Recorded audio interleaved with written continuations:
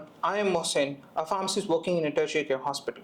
Today, I will walk you through the fundamentals of medication safety, why is it significant, and how to start a medication safety program from scratch in your hospital. So the target audience of this video are pharmacy students and pharmacists who are very new to the profession. First of all, we all need to ask questions why medication safety is important, what implications it will have on patient care, and onus is on whom to have responsibility of medication safety. Let's look around at some of the published data in peer-reviewed journals.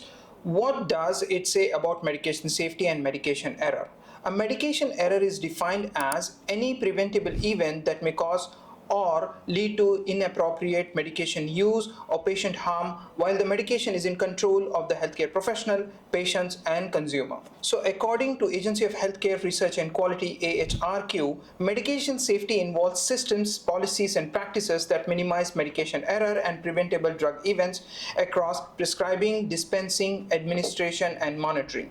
By looking at this definition, we can understand that medication errors can occur at any step of medication management and use, which means so medication errors can also occur at the procurement, purchasing, prescribing, dispensing, administration, and also with the patient. Medication error affect about 9% of the total patient records globally, among which 3% being preventable.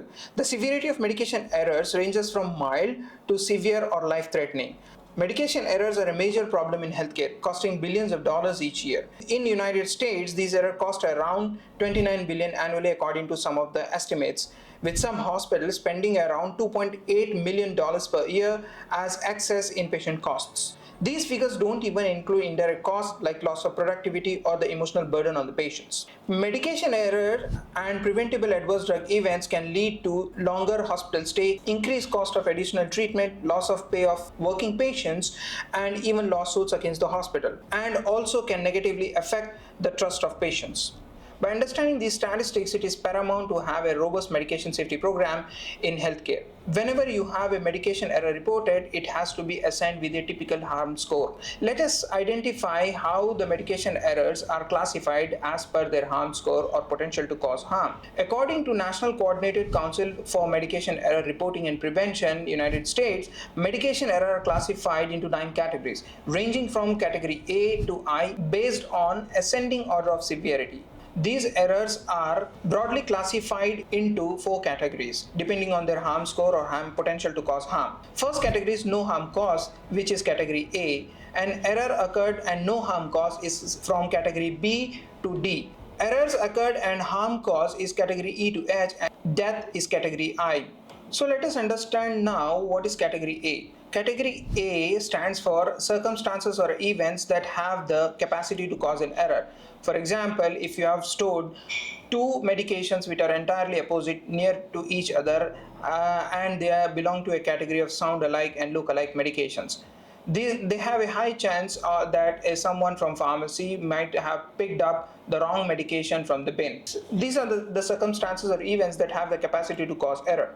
Now, next category is B. An error occurred, but the medication did not reach the patient. For example, if a pharmacy technician has picked up a wrong medication, but it was identified before dispensing during the double check process. So at this level, it will be assigned as category B. Category C is an error occurred that reached the patient but did not cause any harm.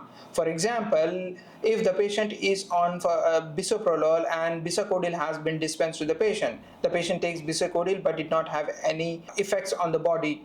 So at this level, the error can be assigned a harm score of category C. Now category D is that an error occurred that resulted in the need of increased patient monitoring but no harm. For example, if wrong insulin have been dispensed to the patient and patient injected 1 dose, but however when he measured the blood glucose level, the blood glucose were in the acceptable limits. At this stage, the category will be the harm score will be assigned as category D. Category E, an error occurred that resulted in the need for the treatment or intervention and caused temporary patient harm. For example, if a patient is on aminoglycoside or vancomycin or no one monitored the serum creatinine level, these medications are potential nephrotoxic medications. You can quantify it as category E based on the lab parameters and objective evidences. So category F is an error occurred that result in initial or prolonged hospitalization and caused temporary harm. For the same patient patient who received a nephrotoxic medication in the hospital, which resulted or which delayed in his discharge and prolonged hospitalization, and also has caused temporary patient harm. So that category will be known as category F. So same patient, when he's discharged, his creatinine improved and the physician to discharge. And same patients receive some other nephrotoxic medications from other healthcare facilities, and after 3 months the patient still have the raised creatinine. The assessment of the patient has been done in your hospital and they classified as chronic kidney disease. The medication error had caused a category G harm, which means an error occurred that resulted in permanent patient harm. Now, category H is an error occurred that resulted in a near-death event. If you have injected instead of insulin lantus, insulin aspart, which is an ultra-short acting, so the patient resulted in hypoglycemia, or you have to intervene with some life-saving interventions, that category is known as category H. So category I is death, which is self-explanatory. Why it is so important? Because these are the factors which will help the quality department to identify how medication safety culture exists in the hospital. So if you have more of no harm but less of actual harm, which means you have a good reporting. However, category E and I represent increasing level of harms and typically require a full root cause analysis.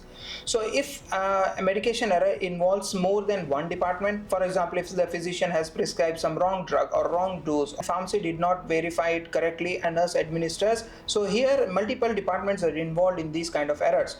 So once these multiple departments are involved, you need a multidisciplinary root cause analysis. What happens to these data? These data is widely used by patient safety officer, medication safety officer, hospital quality department, and pharmacy and therapeutics committee and incident reporting platform. So by now you have an idea of what economic impacts or what reputational impact medication error or medication safety programs can have on patients and also on the hospitals. And by now you also know various degrees of harm score. To start a medication safety program, you don't require complex softwares. It can be easily initially started with minimal investment. You can use either Google Forms or MS Office forms to create your own form for the report at the reporting portal. Now, how to do that one and what should be the components of those reporting forms? So those reporting forms should have the patient demographics, which contains medical record number, patient identifiers, age, weight, name, drug allergies, if any. Who are the people affected by the event? If there is an unsafe condition, the patient may or may not be involved in this. For medication error with the harm score category B and beyond, there is an error occurred. So here by default it will be a patient who is affected by the event. So now event basics, which contains that what happened, how exactly happened, what kind of medication error has occurred. So type category means the same form can be used for adverse drug reaction reporting and as well as medication error reporting as well. What is the subcategory? For example, if it is a wrong drug, wrong medication, wrong packaging, wrong patient information leaflets, wrong instruction written on the label of the patient, etc., etc. So typically, for example, if you have dispensed a wrong medication or wrong medication has been administered to the patient, so what will the type of the category? Type of the category will be wrong dose. So in the subcategory, it can also be denoted as overdose, underdose, extra dose, missed dose, or unverified dose, etc. So depending on the previous category, you can design the subcategories in the same form as well. What is the discovery time and date? It is useful in assessing how many doses the patient might have taken, whether it's wrong dose or wrong drug, etc., so on and so forth. How did you learn about the event? It is very important to understand the background information, what has happened to the medication error occurrence. If the error is involved multi-disciplines or multiple departments, even location helps. You can also assign the super users within the department, head of the department or any other designee for looking into the medication error or responsible for medication errors related to that department. It is internal medicine patients. He goes to the clinic, physician writes the wrong medication, it gets dispensed, patient go home and takes that medication, landed up in hospital. The internal medicine physician has to be informed about it to investigate within his or her department till the full RCA is conducted. So, and also if any level, whether the physicians or the prescriber is involved or not, any medication harm belonging to category C and more, the prescriber should be involved, because they are the people who has to decide whether the patient has to assess for the damage done due to medication error. So who was notified? Definitely it is advisable to notify the physician if the level of harm is category C and beyond. So now you have designed the form. This can be uploaded into your server, or the hyperlink can be shared with all the departments, and the barcode can also be placed at various places in all across the hospitals, that if anyone wants to report a medication error or an adverse drug reaction, they can use this barcode. And also, when you send the patient their feedback for the hospitals, this barcode can also be a part of that one. By doing these strategies, you can improve the reporting. So reporting is the holy grail, and then as your data gets richer, you will have a very good medication safety culture, and you can really look into and develop your KPIs and performance improvement projects in order to reduce the respective medication errors. Now let's discuss how to start a medication safety program in your hospital. So there are basically 6 steps to start a medication safety program. Step number 1 is secure leadership, commitment and governance. Step 2 is baseline assessment. Step 3 is defining focus areas and tools. Step 4 is developing training and policies. Step 5 is implement reporting and learning culture. And step 6 is monitor metrics and continuous improvement. So basically, these are the 6 steps to launch medication safety program at your hospital. Now let us discuss step number 1, which is secure leadership, commitment and governance. To start a medication safety program at the hospital, you will need the support of leadership and also the governance team. You need the backing of your quality department, higher management, nursing, informatics and medical department as well. Whenever you start a new program, definitely there will be a resistance from the physician side, from the nurses side, from within your own pharmacy department. So here's how you can begin. Number 1, gather the data on medication errors, including their prevalence and cost. Present this information to the executive suite to gain their support. Form a multidisciplinary steering committee that includes pharmacy leadership, hospital leadership, nursing leadership, IT, which is informatics, and risk management. Representing at the committee have the authority to make decisions. Now next step is step 2, which is a baseline assessment. There are many tools available for gap analysis, like the ones from the Institute of Safe Medicine Practice. They are free. You can download from their website. They are absolutely free. Just you have to register with your name, email ID, and where are you working. So you have to compare your own practice with the best practice. Once you have done baseline assessments, review the incidents report, near miss audit, and the prescribing and administration logs. Also talk to the frontliners to get their perception about the medication safety program. By doing these 2 steps, you will be able to identify their areas where medication safety program may be a concern. You need not start across all the hospital at once. You can target where the medication use is maximum.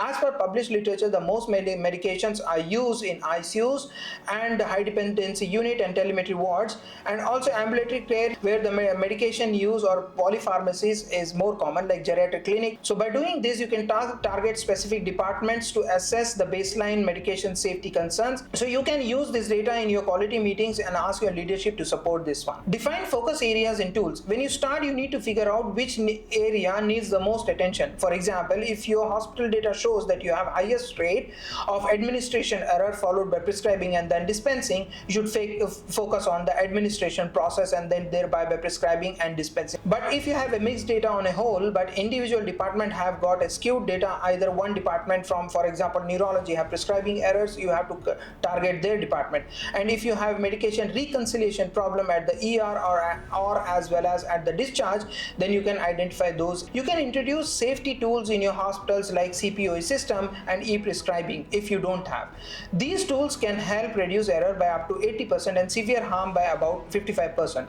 You can also use barcode medication administration systems to prevent about 25% of drug administration errors. Make sure physicians and as well as pharmacists reconcile medication. Develop training and policies. Any new staff who is hired has to have a medication safety program orientation, no matter which department they belong, whether it's physician, pharmacists, nurses, etc., etc. For the in-house staff, develop a training module on safe prescribing, high alert medication handling, and how to use decision support alerts. Draft or update policies for high-risk medications, independent double checking, Tollman lettering for LASA medications, and standardize order sets. Now, step 5 is implement reports and learning culture. Set up systems to report incidents and analyze the root causes and systemic common causes. Use the collect data to find the patterns and give feedback to the teams. You can disseminate through internal group of emails and as well as publishing periodic newsletters. Step 6 is monitoring metrics and continuous improvement. Keep an eye on important things like error rates, harm scores, near miss events. Meet with the steering committee every quarter to review the results and make changes based on what we find. And shout out and celebrate any improvements we make and share our success stories with everyone on the team. So by doing this, you have already understood that medication safety is all about preventing harm that can be avoided through well-designed systems and positive cultures, tools, and metrics. The human and economic costs are huge, but with the right leadership, structured assessment, and standardized processes, technology, and continuous learning, your hospital can build a strong medication safety program from scratch. Thanks for watching. If you like the video, do subscribe, share, comment, and hit notification bell icon. If you want me to make similar videos, please do comment and let me know. You can DM me on my social media channels, which I will leave a link. Constructive criticism is welcome. There are many topics which are lined up for upcoming videos, so please do let me know what topic do you want. Thank you very much and thanks for watching. Meet you in the next video. Thank you.